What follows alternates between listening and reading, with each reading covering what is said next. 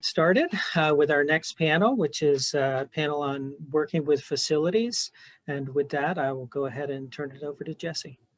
Excellent. So good afternoon, everybody. I'm excited to be here, and I'm excited that you guys are going to hear from this extraordinary panel of women that have agreed to participate in this. I have enjoyed getting to know them as we were preparing for this. And before I introduce myself, I do want to note that we actually have a change in lineup today that we're grateful for. Esra Roan was supposed to be on the panel, and the FDA decided to do a surprise inspection for her. And so she's busy with the FDA, and we wish her the best of luck. I think today is the last day that they're there.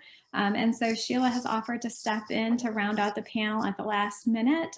So thank you very much, Sheila, for pinch hitting for us. And I'm actually really excited to have her here because I think it really diversifies the group that we have on here. So we have the biotech, software, and med device space all represented on the panel, which should give us a really diverse perspective in terms of something that sort of near and dear to my heart is how do we really think about how early stage companies engage with healthcare facilities. So for those of you that I don't know, I'm Jessie Goodwin. I am the Chief Innovation Officer at the Medical University of South Carolina.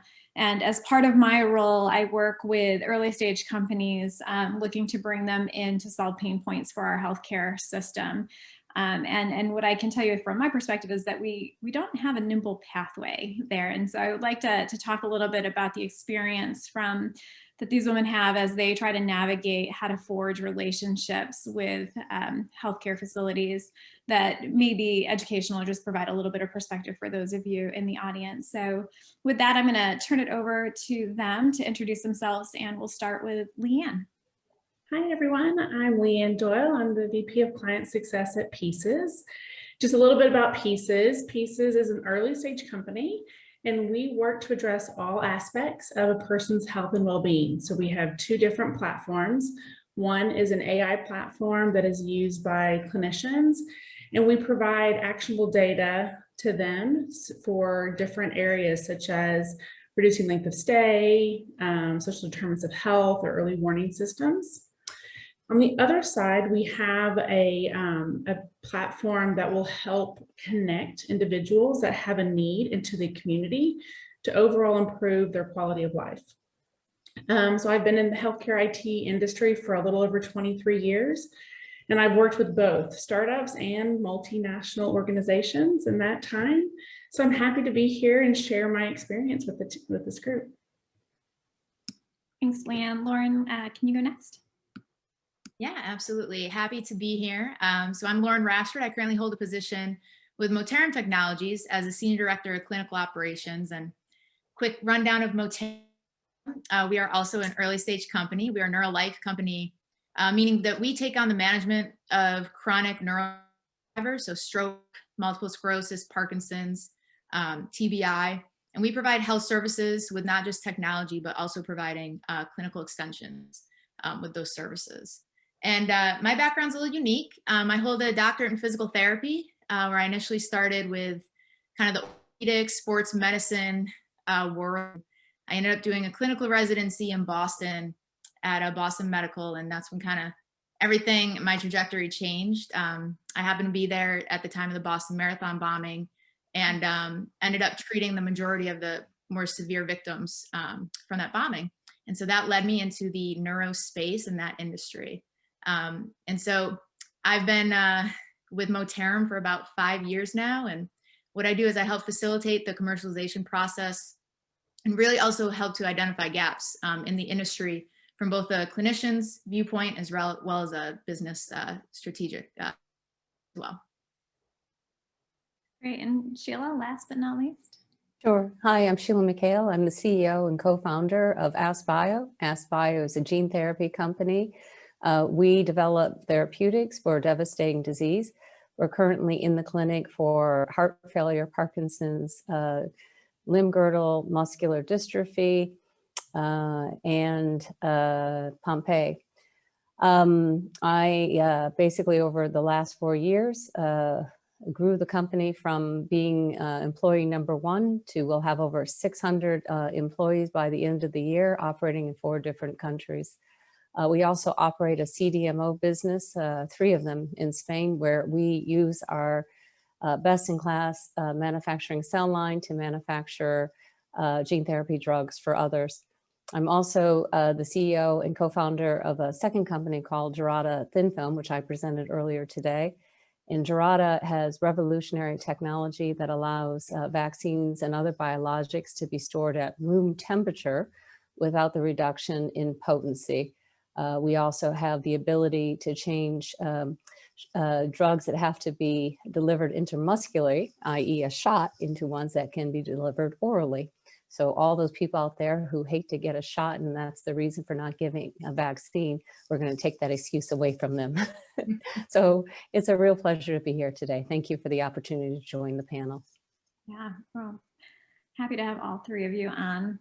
So I'd like to start with a topic that Lehanne and I actually discussed when we were speaking in preparation for the panel, and it was about the need to really be mindful of being adaptable versus having scope creep. And so, you know, when a startup company, early stage company approaches a healthcare system like mine, it's often the case that you'll hear, this is really great, would be even better if it just, and then they give you a long list of add-on features or additional capabilities that they would like you to tackle. So Lehanne, you know, can you comment a little bit on your experience in how to adapt to that type of feedback, you know, and really try to be adaptable without really taking on too much and having mission creep? Yes, this is a great point. I think every startup struggles with this, right? And I think it's even beyond just startups, even just in any organization, if you're launching just a new product or a service in general, when you go out to market, you're going to get feedback and you want that feedback. What I have found is if you have a defined core or central element of what your product is, you need to stick to that. But keeping in mind that you need to have that flexibility. So, you know, I've seen organizations who have done this very well, and I've had experience personally not doing this well. Just a quick anecdote here. In the late 90s, I was working with an organization. We were on our 9th customer, and we did not manage it right. They came back with that laundry list of things that they wanted to change to our tool after we had vetted it. It had certification and approval from CMS, or then it had a different title back in the 90s. But, you know, we allowed that customer to make 90% changes to our tool set. And then we had to support them with all of those customizations and adaptations for a 10-year contract. By the end of that 10 years, we had like 20% of our staff just focused on that one client. So I think it's balancing your expertise and your product evolution a little bit. So there are a few elements that I think we should stick to, or most organizations should stick to as they're looking at this. So it's looking at your core, making sure that whatever you're doing is in line with that. So, you know, at Pieces, you know, our core essential thing is to help people. We get requests a lot to do AI models that are kind of outside that scope. And so we have to, you know, sometimes turn that away or not focus on that so we don't get too much into the pipeline too quick.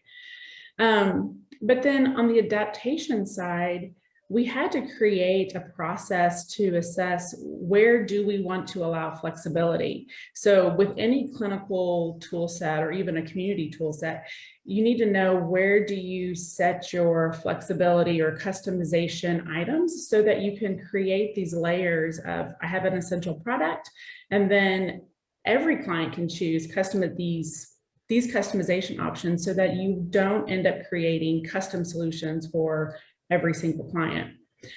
And then I think the last thing here is that it's okay to say no. I think startups end up saying yes to everything because it's like you want that client, you want to do everything you can to keep that client happy. And you forget that sometimes when you say yes and you can't deliver with excellence, it ends up being a very negative experience. So saying no and making sure you know why you're saying no is just as important so that you're protecting your resources and your focus.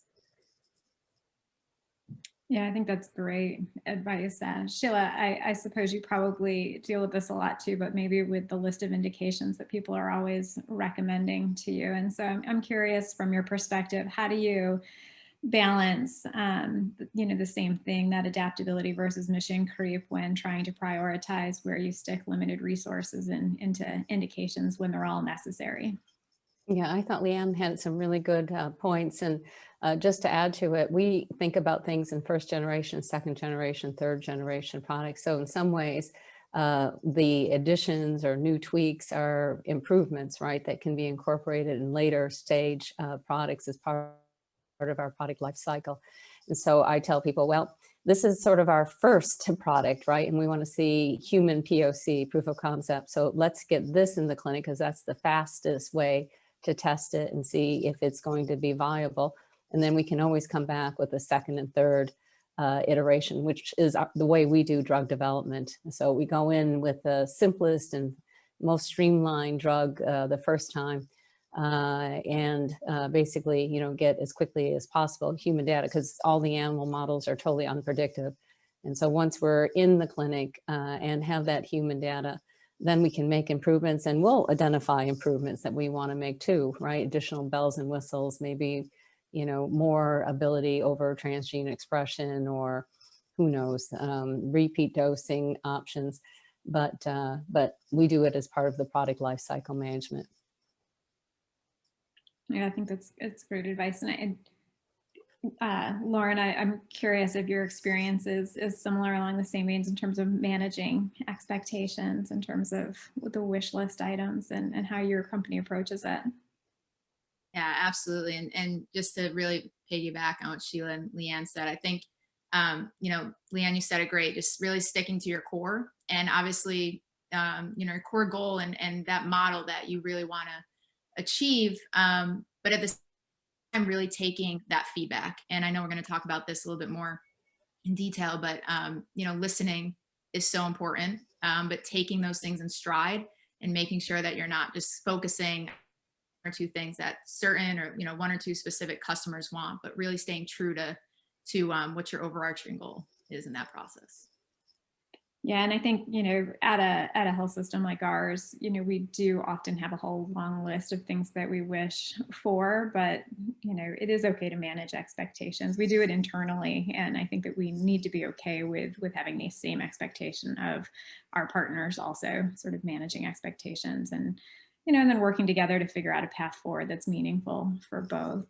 But Lauren, sort of continuing on that path, I know that one of the things that you took in terms of customer feedback actually shifted your business model, and it was maybe expedited a little bit by COVID, but really sort of looking at the difference between having a viable product and having a viable business model. And I was hoping that you'd share a little bit more of your story.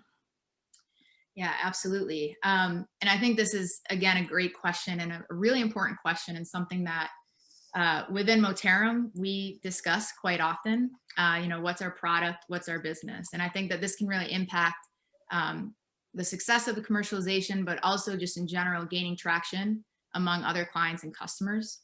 And I think first it's important to kind of step back and identify if you have a product or a business. And, to me, I think a product's more of a idea, technology, device, maybe something that's novel, could provide value to an already established business or channels within an existing market. Whereas more that business or that service business may be where you take the product or products and really leverage those, by serving a greater population with a value model that's going to generate revenue as well. And I think speaking to the right stakeholders is vital in making this decision. And then your model, long-term trajectory, cost, and workload are going to vary quite a bit depending on the path that you choose. And so specifically, personally with Moterum, we initially started with a product where we were selling direct to consumer. We have a medical device to help chronic stroke survivors relearn to walk with a better gait pattern. And it was really through conversations with key stakeholders and our partnerships that we were receiving significant customer feedback. And the feedback in this process, I think it's really important to remember, it shouldn't just be about the product alone or the functionality of that, but more importantly, right, how does that product fit in with your customers' wants and needs? And obviously listening You may have a great product, but if it's not being used, or for us, for example, if it's just sitting in a closet, what good is that in a clinic? So some questions specific to us that we were, discussed with stakeholders were around what factors are going to impact the clinicians utilizing this device or this technology. So, getting down to the details. How long does it take to set up? What billable codes are there? Is there space or room for the device? How many appropriate patients do they have on their caseload for this device? So those are just a few, imperative questions that really helped us come to the conclusion that a lot of clinicians don't really even have the bandwidth to utilize our product in the way that we really envisioned it being utilized. And so through those questions and those conversations, we really felt like we could have more of an impact for both the patients and also just within the healthcare ecosystem to expand into more of a health services model. And like you said, part of this decision was certainly impacted by COVID and moving to a virtual world. Our initial model was that the patient would have to go into a clinic to be assessed on our device. So that quickly came to an abrupt end and made us really take a big step back as a company and explore other avenues. And, our constant communications with those stakeholders, especially in a time of uncertainty, was really important to our success moving forward. And then I think as well, our company's ability and willingness to be flexible. Obviously, with the other question prior to this, staying true to your core and making sure that you stay on track with that is important. But I think just as important is obviously listening and taking those things in stride. It is a process. It's not a sprint. It's a marathon. And we were able to really feel like we could have more of a greater impact if we continue to provide for our customers, for the chronic stroke patients, through health services. So now, not only do we have what we started out as a product, our device, but we also have connected patient engagement platform, other technologies for what we call remote patient monitoring. And then we also continue to stay true with our providers and our clinicians by continuing to have that clinical oversight or that clinical extension into the home. And then just the last point I'll make is, my CEO, one of the things that he always likes to say is, you should never feel comfortable. And I think that's really important in any company, but especially an early stage company, is if you're starting to feel comfortable, you're not doing something right. You're either not asking enough questions, you're not listening, you're not taking other perspectives. So don't ever settle, and don't ever really start feeling that sense of being comfortable. Lauren, when you were, transitioning from sort of a product line to a health services line, did it require going out and picking up more technology in order to sort of complete that health services portfolio? 100%, yes. We were able to acquire a software company at the time, and we also had our obviously our proprietary technology as well. But really, having the device was one thing, more of a product, but how can we really scale and touch more people and really leverage kind of our technology, but combine that to really provide that long-term connectivity to our chronic stroke patients was a great, asset to bring into our company. And that certainly helped us kind of mold ourselves into providing more of that overall health services component to what we do now. Yeah, and I imagine that transition actually requires a lot of learning and the uncomfortableness on your part, right? Because you start off learning a lot about reimbursement on a product or how you're going to sell that. And as you start to pick up remote patient monitoring and things, you're sort of entering into a whole new world that sort of expands yourself as well. Absolutely. Yeah, it's every day. I will say every hour, I feel like I'm learning something new. And, I hope that it stays that way, and I know it will. And it's something that, again, is so important to just never feel like you're settling or feel that, sense of being comfortable, because you need to keep learning. You need to keep learning new things. Our model changed, and that kind of forced us to go into some other territories and really learn some more on reimbursement, coding, setting up provider NPIs, corporate company NPIs, et cetera. Getting into the details of all that is something that we've all kind of taken in stride. Leanne, I'm curious if you find the same thing in the healthcare IT space, where often you have, software as a service that can be envisioned as a standalone product, but oftentimes it's really not enough. And healthcare systems are constantly asking for additional support. So. Absolutely. I mean, at Pieces, so our very first model that we thought we were going to go to market with, and it was going to revolutionize healthcare, was our early warning system, because it's such a powerful clinical tool. But when we went out to the market, we found very quickly that the market demand wasn't there for that, for several reasons. There's not payment or reimbursement around it. There wasn't. It wasn't even something that was being talked about in the community. So at the same time we were going to market with that, we actually were finishing up our work on social determinants of health, which also wasn't being talked about when we first launched. So it's interesting to see how our first product, which we thought would be our lead product, ended up being something that we have 1 or 2 clients using, whereas, a later product that we thought was going to be an add-on to the first ends up being the base for most of our business right now, which is really around reducing length of stay and readmissions and social determinants of health. So that it is, you do have to be nimble and quick to shift. We had to go and redo all of our marketing and sales and all that collateral just to make sure that we were able to stay up with the changes that were happening. And Sheila, I think that you're somewhat unique. In your intro, you were talking about how you have some CDOs where you took your best-in-class manufacturing and actually turned that into a standalone business. And so I'm wondering if you could share a little bit about the journey when you start off sort of heading towards a product and realize that your path to get to that product is actually a business in and of itself, and what that was like for you. Well, it was more because of necessity. Even 4 years ago in the gene therapy space, it was still hard to get funding. And so we had difficulty. And as a consequence, I looked around and said, okay, I've got to build a company and scale it. And I have no, significant funding. We had out-licensed some programs. And so I had some money, but not nearly what I needed.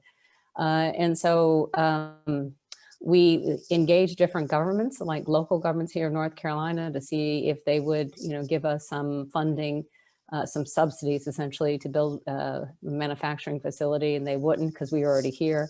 So I started looking overseas, and interestingly, the Basque government in Spain was interested in giving us some funding, but they were looking for the creation of manufacturing jobs, and a lot of them. And so it came about because I needed funding, they needed manufacturing jobs. I said, well, why don't we just create a CDMO business where we provide manufacturing services to the industry, not only, AskBio's needs, because that's not going to be enough to create very many jobs, but if you provide us with adequate funding, we'll build a big, manufacturing facility, and we'll hire lots of people, and it will manufacture for AskBio's needs, but also for the industry. And we have since now, we're opening, I leave tomorrow to open up our newest 300,000 square foot manufacturing facility, which will be commercial grade. So this public-private partnership has really just been amazing. We will have hundreds of people working in the Basque region. And we've created essentially the largest gene therapy manufacturing center in all of Europe. But it wasn't any great, vision. It was more a necessity. And just looking at what I had and how I could monetize what I had in order to build the therapeutics business. And that's how, the CDMO business came about. CDMO business, even though we have a lot of programs moving forward in the clinic, we will be cash flow. Basically, we will cover all of our operating costs in the next 2 years, starting the next 2 years, which I think is pretty unbelievable. And could have done it earlier if we didn't have such an ambitious product development program and agenda. We're just pushing a lot of programs forward quickly. So anyway, I would encourage everybody, right? If you're looking to take in money, maybe first you should look at the assets you have and see if you can deploy them in new ways. Yeah, I also think it's really interesting that you needed to go abroad to do so. I mean, I think generally when we're looking at markets for pretty much anything, software, med device, you know, we always think because the US is such a high consumer of in the medical device or med space, that this should be our home base. But the fact that you were wise enough to look overseas and say, well, what can I get there? I think is an interesting sort of perspective to layer on as well. And it's in San Sebastian. It's on the northern coast of Spain, right next to France. It's a beautiful part of the world. I don't mind visiting. If I was going to set up a manufacturing facility overseas, it sounds like a lovely place to go do it. So it is. It's absolutely wonderful. And I think your comment actually harkens something that Esra, who couldn't join us today, but she said, and you know, and it was really finances always come into play, right? So as much as we don't want to say that we're making decisions based off of finances, I think that probably both from the company perspective and the healthcare facility perspective, it's always a key factor in the decision making in terms of the path that you end up taking. So sort of switching a little bit, you know, one of the things that I think resonates across all of it is the value of relationships and the importance of finding a health system that's willing to be an early adopter and to really take a risk with an early stage company. And that can be, you know, being a first customer or being willing to do a clinical trial on something that's early stage. And so, you know, maybe Sheila, I'll ask you first, you know, what has been your experience in trying to find that key clinical champion and finding sites that are willing to be good partners for you as you move your products along in development? Yeah, it's really finding the key opinion leaders because they have a lot of influence in their respective, you know, my case medical center, and they have a lot of influence. And so, you know, they'll partner with you if you have something that can make them further their research initiatives. And so when we look to partner with KOLs, we basically say, hey, we have the manufacturing capability, we have the clinical translation capability, and we have scale. And so if you have, you know, an interesting program that you're working on, we can essentially juice it up so it has higher probability of success. When we go to KOLs and we want them to be part of our you know, advancing our efforts, a drug product. Again, it's what can we offer them that's a win-win of mutual interest. And usually it's like, hey, we can have you become part of this. We think it's going to be revolutionary in terms of drug development and really have a major impact on patients' lives. And we would like you to take a lead role, right? And you get the recognition for helping us advance the program. So it's really finding, you know, those people who are influential in the medical centers. And I think it's usually the key opinion leaders. And then, you know, finding what they need and then helping them achieve those needs. Yeah, and Lehanne, how do you go about, you know, identifying your first sites, either, you know, pilot your new product launch, your new lines, or, you know, in full disclosure, we're trying to bring in pieces into our healthcare system as a customer. And so, you know, how do you guys go about approaching trying to source your first customers? Yeah, that's I mean, it's a challenging issue when you're looking at something that's, well, in our space, the technology is a piece of it, but you also have to affect the process change. So for us, we need to make sure that we need the key champions as well. And we need several key champions that will help with the support, because anytime you change a process or a tool and bring in a technology that some end user needs to put their fingers on, it requires top level down, like, support. It doesn't, not that it needs to be mandated, but you need to know that the support is there. And I think finding the hospitals that have the top leadership who can understand the vision of this tool will help. The bottom line, it's going to help, you know, clinical outcomes, and it's going to help better that patient's life, and they can communicate that effectively to the staff who are going to use it is really critical. And so for us, I mean, that's the early work that we really try to make sure we know who those people are fast. And I think the second thing that gets overlooked a lot in my line of the work will be making sure you know who your IT stakeholders and champions are, or your procurement people. I have seen more projects die in IT or procurement because they were left out of the process, even though you have all the other right people engaged. And so it's just really making sure that as we go in with eyes wide open on, here are the challenges and here are the supporters.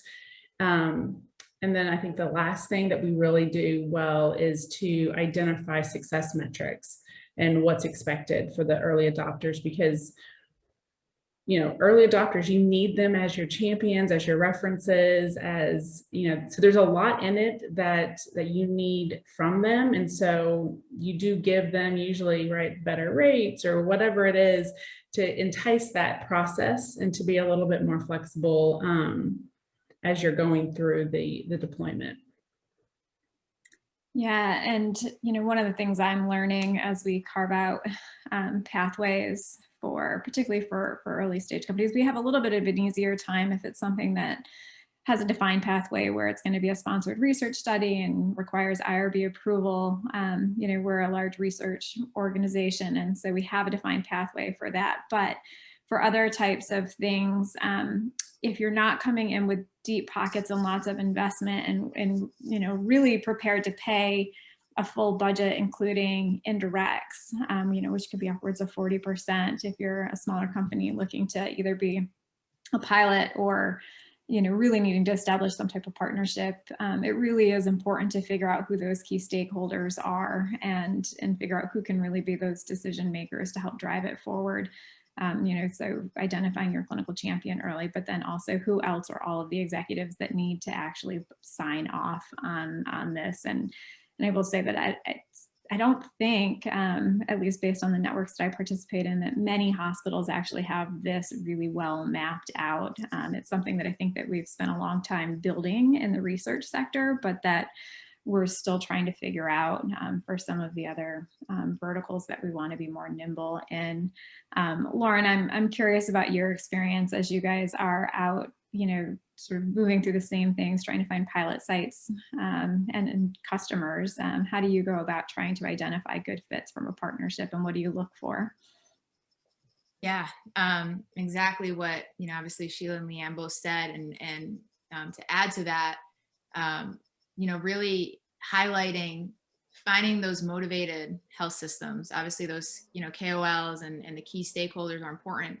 And hopefully that goes along with them being part of a progressive and motivated facility to, again, help really drive more positive clinical outcomes, having those conversations early with them. And again, that kind of comes down to as well relationship management. So a lot of the facilities or the health systems that we've approached are, systems that I've had from relationships with from previous years, and the relationship management from that is so key in being able to feel like, we have that respect kind of coming in already. And then obviously in the early adoption phase, navigating those relationships is something that's important. Having that, I think Deanne said this in her speech earlier, having I think she said the community of allies is really important. And, as you're approaching these facilities, these health systems, trying to really understand their process. Like Lehanne said,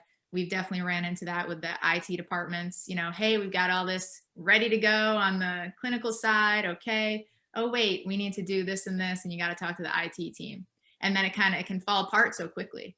And so I think that's one of the first things to really prioritize as well, is understand, you're going to a facility, you're obviously providing your value, you're explaining your value to them. How can it impact them? How can it better their outcomes? Showing that data. And then also making sure that, these stakeholders, that they feel more involved in the process so that they also feel valued going through this as well.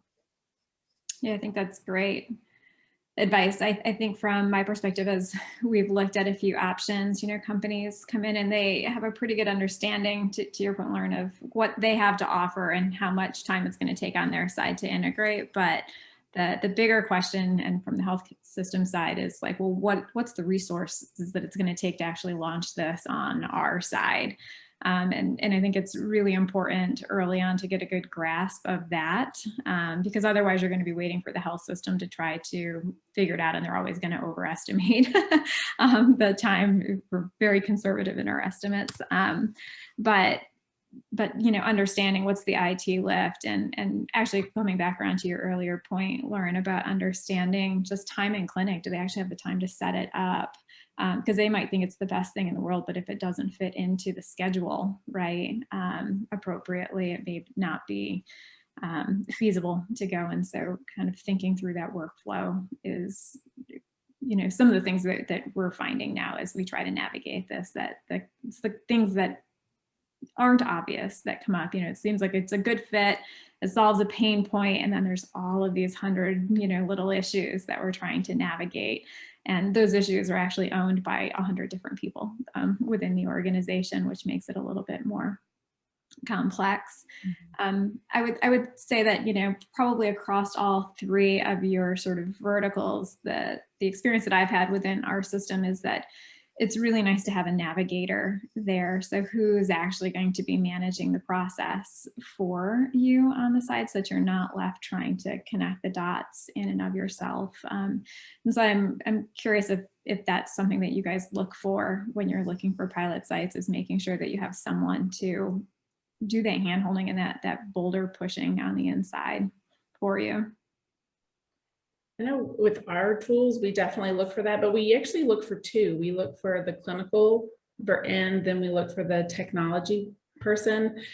We haven't found a hospital yet that has one person who can navigate both at the level that we need. So we've really moved into kind of two different point people, and then we kind of centralize conversations with both of those stakeholders, and it helps flesh out the work a little bit, because there is a lot of discussion around process changes as well as the IT implementation that has to happen.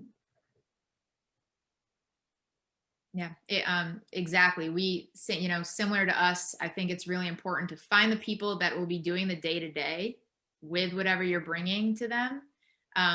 You know, they may not be the KOL or the, you know, decision maker of the system, but, you know, having their support, understanding that this is something, you know, you're bringing the value to them as well on a day-to-day basis, that's going to help, I think, really leverage and drive that, you know, through the system better than always necessarily just going to the top. Yes, that helps and that's important. But I think also really being down in the field and really kind of getting deep into those conversations are just as important. Yeah, I actually think that that's a great point. I will say we had a recent experience where we had senior leadership all aligned on a project, but the day-to-day staff who was going to have to own it really was feeling a little uncomfortable about it, you know, and so this expectation that we'd had this sort of top-down approach to we're going to doing it needed, and we didn't effectively do it, be coupled with a bottom-up sort of approach to socializing the project and making sure that we had good alignment on what the value proposition was and what it meant to everybody. So Lauren, I think your comment is spot on. It takes both. So we have a few minutes left, and maybe I'll end with sort of a topic that's near and dear to my heart, which is intellectual property. And so as an academic medical center, we love to, you know, retain publication rights and really try hard to sink our hooks into IP for good reason. But I'm curious if any of you guys run into this with your partner sites and what your advice would be in terms of managing IP expectations. And maybe Sheila, I'll ask you first about your experience in that. Yeah, I think typically if the university is the place where the IP was invented and university resources were utilized in the invention of that IP, I think it's perfectly reasonable for the academic center to retain IP. I think what we're looking for is the opportunity to exclusively license it.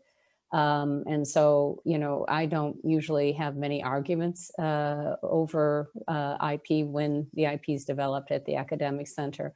And again, you know, I think it's perfectly reasonable. I just want the ability to license. Publication rights, I think our position has been that if you go into clinical trials and patients are volunteering to participate, I think there's a more obligation to publish the data so that, society can benefit. We want to make sure that the IP is protected first, so there has to be an opportunity to let us do what's necessary either at the university level or if the university is not willing to move forward, then let us protect the IP. But otherwise, I think it's the right of patients to have data shared more widely so the medical community as a whole can benefit and can advance science. Yeah. So I probably wouldn't fight with you very much, Jessie. Which is good. Yeah, I've been trained over the years. I know what to expect. You're making Arlene, who's on my board, very happy. So, Lehanne, do people often bring up intellectual property with your company in the IT space? It doesn't come up often. I think the times we've had it come up, it's when we are creating a joint brand new net new concept of a model. So we do have a partner that we've done this with in the past, and there is definitely some sharing of the IP. I think the AI space is still relatively new in general, and so there's a lot to be learned about how this is going to work in the future, but we haven't really come across it a whole lot. And Lauren, how about you?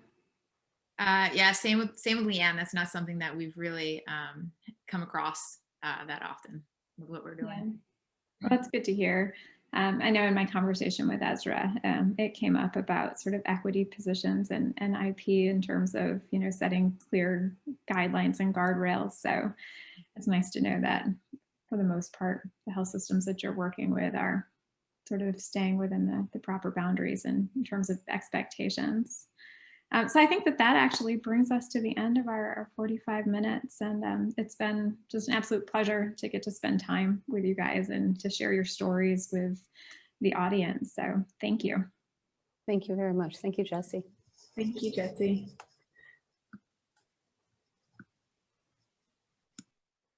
Thank you all very much. I really appreciate it. Great job, Jessie and team. We have a couple minutes till our next presentation, and we have Regina Hampton as well as Nikki Jensen, and Nikki is not on yet, so we're going to give her a few more minutes and then we will see where we are.